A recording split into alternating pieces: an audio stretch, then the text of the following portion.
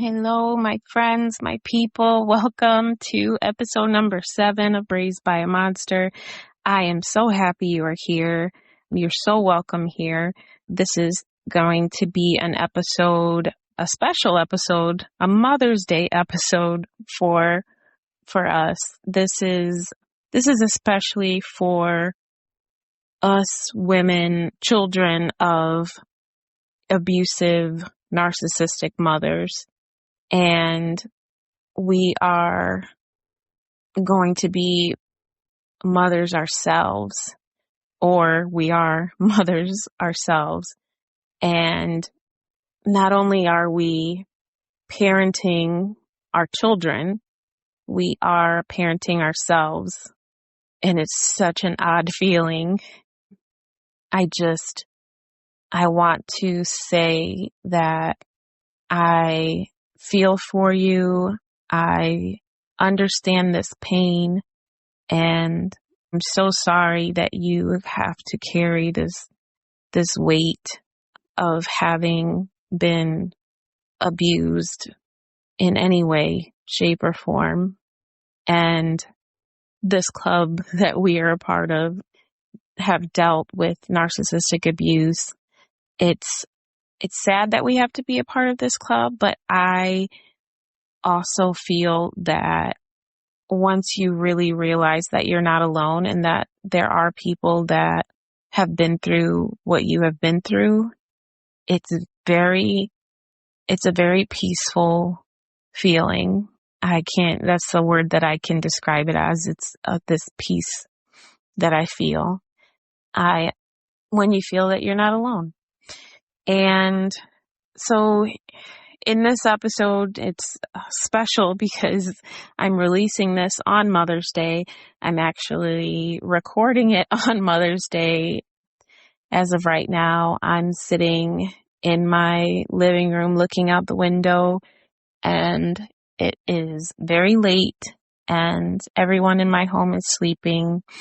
And I thought maybe I'd record this Mother's Day morning, but no, this is midnight, and thinking I have so much on my mind, so much on my heart to share, so much that I want to say, and especially to the women out there that are just still carrying this weight of pain.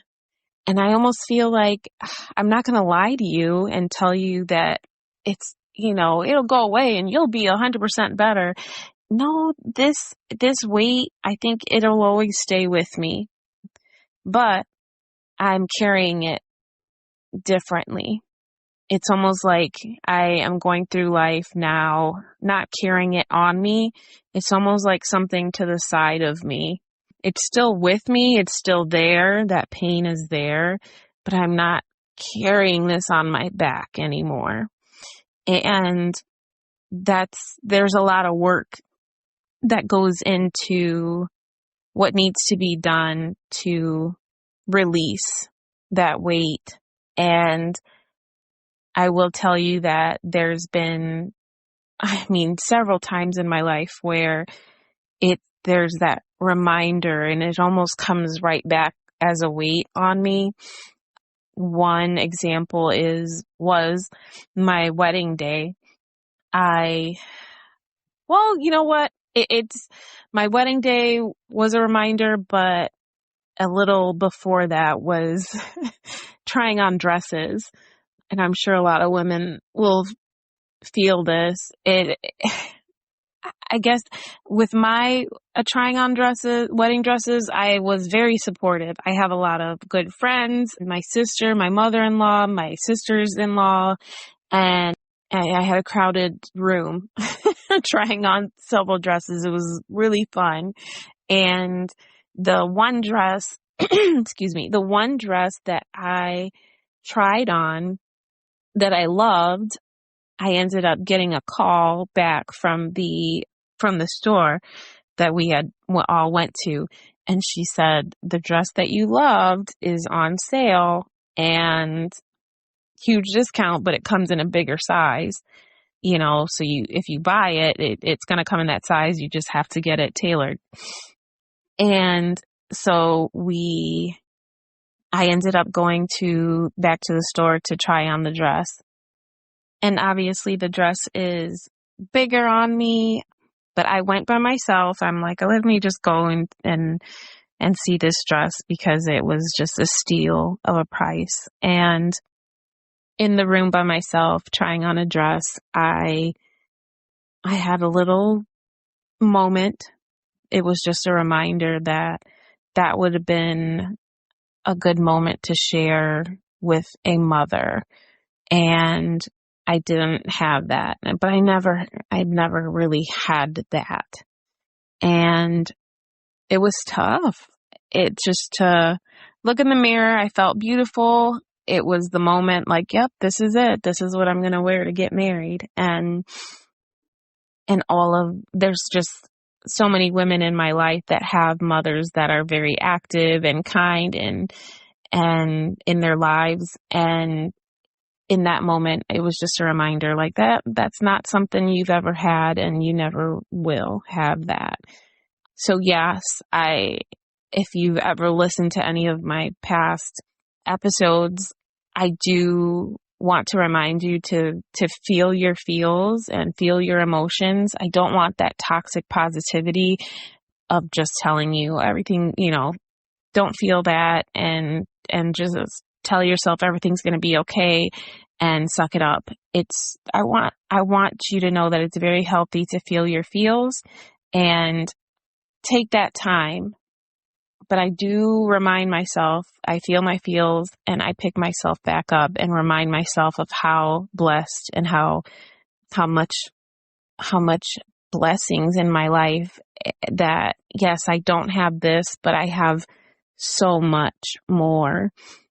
And I've realized that because of what I am missing, what I don't have, I can give to my children everything that I didn't have. And that's not just material items, not just money wise, because of course that's important and so much different from what I had. But I can give them love and appreciation and kindness. I apologize to them and I show them that it's okay to make mistakes. Just all of the things that I didn't have, especially validating their feelings versus dismissing their feelings. So that was a tough moment, but we got through it. We picked up the dress and had a great wedding day. My mother did not know anything about my wedding, especially because both my father and stepfather, but he's my dad too. Both of my dads were there, and she wouldn't have liked that. She would have been very, very controlling and angry and wanted to be the center of the attention. It would have bothered her that she wasn't the center of attention, and she would have acted out in lots of different ways. And also, I think I've spoke about this before, when I was pregnant, I did not tell her for a very long time that I was pregnant. Well, didn't tell her that I was pregnant or that I had a child. My son was several months old before she knew and got to meet him. And there was a lot of boundaries. If you're going to be yelling, cursing around him, then it's just not going to happen. You're not going to be yelling, cursing around my kids. And if you did, we will leave. So that boundary, if this happens, this will happen.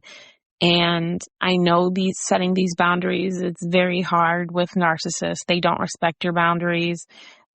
But if there's a clear boundary that you stick to, they will get it. She did for a long time. And sometimes you have to remind them about the boundaries. It's very important that you stay consistent, though. Don't let them, because they will test you and see, maybe I can get away with this one time. It's definitely important to stay consistent with your boundaries.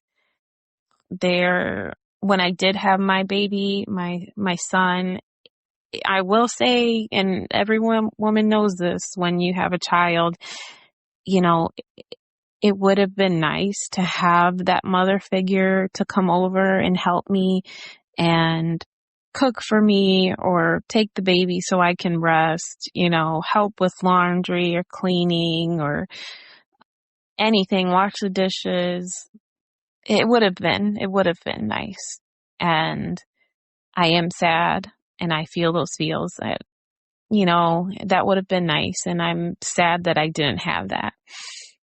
My mother-in-law did come over and help with my son and gave him his first bath because she's done that with all of the grandchildren. And as much as she could, she was there. But for the most part, it was me and my husband and, my sister and a few good friends. So I am very grateful for those people that came and visited and helped as much as they could. But at the end of the day, yes, I didn't have that mother figure there. And that hurts, but I also feel so excited and ready almost for the day that I become a grandmother. I just can't wait to be everything that I needed. And I'm grateful that I can be everything that I needed as a child to my children, especially my stepdaughter. It is different when I can give everything to my son, of course, but raising a little girl, knowing what it's like to be a little girl and all the things that I needed as a little girl that I didn't get. I just want to make sure she has all of that support and love. And I'm so grateful that I can be that for her and I can be that for my son. The things that I didn't get, I can give to them. And my friends, you can send your kids to the best schools and stress them out about grades and more than half of the things they learn in school, they're never going to use in life. But it's like, I just really look at these kids and yes, education's so important and I want them to do good in school, but above all of that, I want to raise good humans. I want to raise good people. I want to raise adults that go out into the world and spread kindness. I want them to be happy and I want to support them and I want them to be good, kind humans and be welcoming to everyone. And I'm just grateful and excited to be able to do that. I am so very grateful. And I will say that I listen to a lot of different podcasts about self-help, a lot of different self-help podcasts, and just to be better. I want to be better and learn more. I want to keep learning. And across the board, if you really break it down, happiness comes down to gratitude. Gratitude equals happiness. And it's so crazy because everything that I've learned, everything that I've read in books and podcasts I've listened to, everything points to gratitude. If you are looking for happiness, that is where you look to, is gratitude. And it makes so much sense because you can have nothing and you can be happy. Happier than the people that have everything, quote unquote, money, material things, and be miserable. And I remember living in a homeless shelter with my siblings and my mother, and I was happy. It's so interesting because I just spoke with my sister the other day about this. And I'm like, is that weird that I was like, okay there, I was happy? And she's like, I was happy too. And I'm like, oh, okay, let's talk about this. And it's so genuine living in a homeless shelter. And I'm telling you, it was like a little closet room with two bunk beds, and my mom in one, my brother at the top, my sister at the bottom, me at the top, in this tiny room that was the size of a closet. And that's where we lived. And we had a community. There was a lot of other kids there that we got along with, that we were friends with. I mean, we were there for a long time, so we developed friendships that were like, people were like family. You stay there and you wait for them to find you, basically an apartment or a house. And I mean, that's not something that's quick. It can take a while. And I was grateful to have friends, and there was activities, and beyond everything else, there was food. There was lots of times where we did not have food, and the homeless shelter had not only breakfast, lunch, and dinner for the kids, they would give snacks. I mean, it's nothing crazy, we're not getting anything fancy, but we had food, drink, snacks. I mean, maybe it's when you really didn't have much, that was monumental. It was amazing. I was grateful to have a roof over my head and food in my belly. And friends, and we didn't have nothing, and we were happy. And I know people that you would think they'd be happy and have money and live in a good area. And I mean, and they're miserable.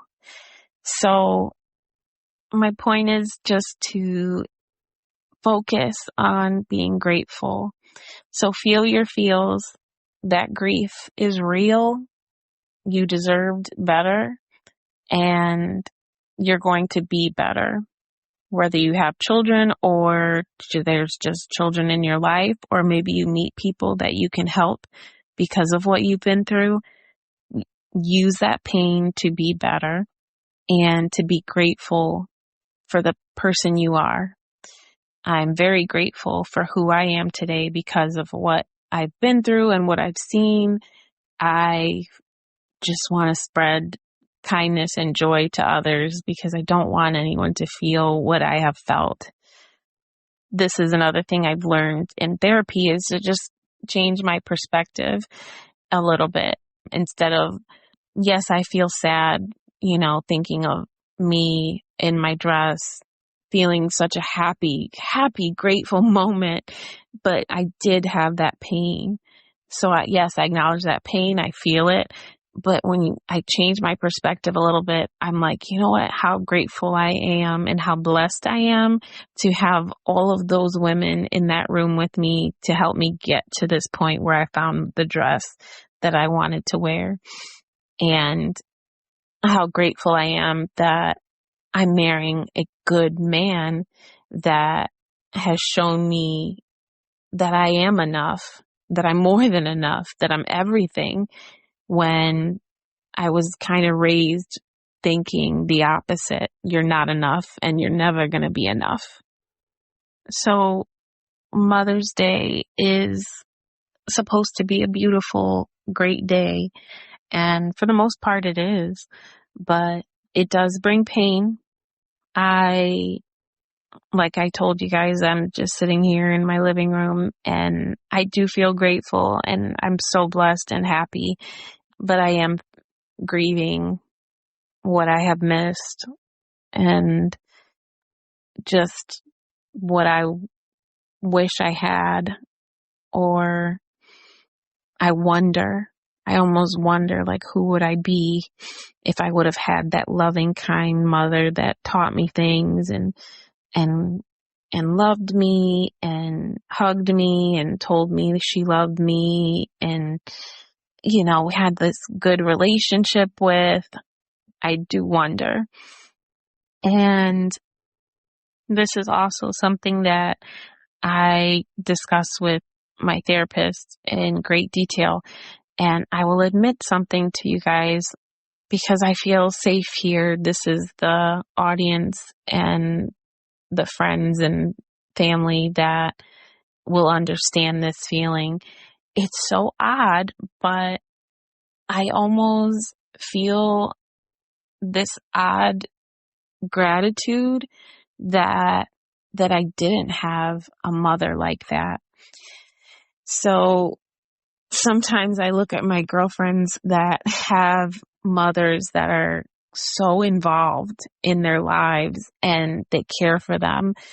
I'll just say one of my best friends, her mom takes her kids overnight so that she can have, a break and sometimes go on date nights, which that's normal. I've done that. We go on date nights and my mother-in-law might take the kids or my sister or sister-in-laws, but overnights never.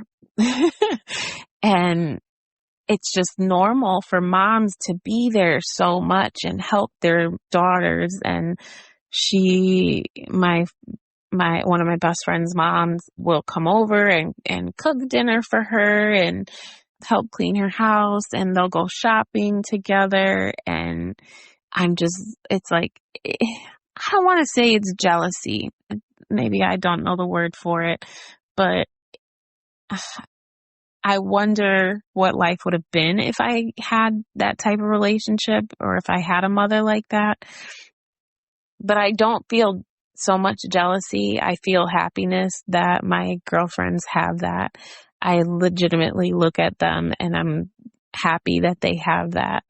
And I know that it's such an important thing to have and it's so helpful.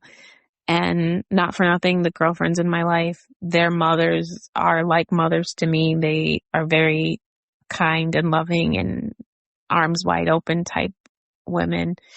And I'm grateful. But I also look at it and wonder, like, this type of relationship, if I would have had a loving mother and an involved mother, I just don't know what I would do when the day comes that I would lose her. And it's almost like, oh, well, I kind of missing out on that type of grief of losing a loving, important, great, involved mother. It's hard to say something like that because it just feels so dark. But wow, I of course I know that when my mother passes, I'm not sure how I'm going to feel, to be honest, but I know it's going to be painful.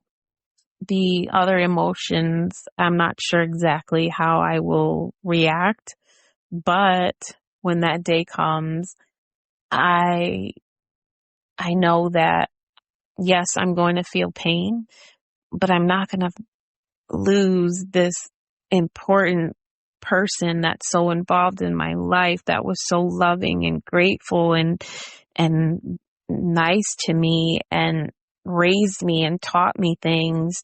That's not the person that I'm going to lose. I have raised myself in so many ways, and she's not the person that I think I'm going to more so grieve the mother that I wish I had, which I feel like I'm doing that anyway. In so many ways. It is tough, and this Mother's Day, like I said, it is a beautiful thing, a great day, but it can also bring a lot of pain. And so I'm telling you all, like, just focus on the gratitude. Try to change your perspective a little bit. I'm sending you all a big, big hug to each one of you. And I hope that listening to this helps bring you some peace, that you are loved, you are enough, and you deserved so much better than what you were given. And I'm happy that you found this episode. Reach out to me if you need to talk about any of this, because it's tough stuff. Happy Mother's Day to all of the moms out there. Remember to feel your feels and give yourself a hug. Remind yourself that you are enough and that you're loved. You can put your hand on your heart and just take some deep breaths and breathe in and out. Might feel kind of hippity dippity or woo woo, but meditate and tell yourself that you're enough. Take those deep breaths. I promise you'll find some peace. If you're a praying person, pray and talk to God. Remind yourself of what you have to be grateful for, because this is what's going to bring you happiness and peace. I love you guys. And again, happy Mother's Day. We'll see you in the next episode. Bye.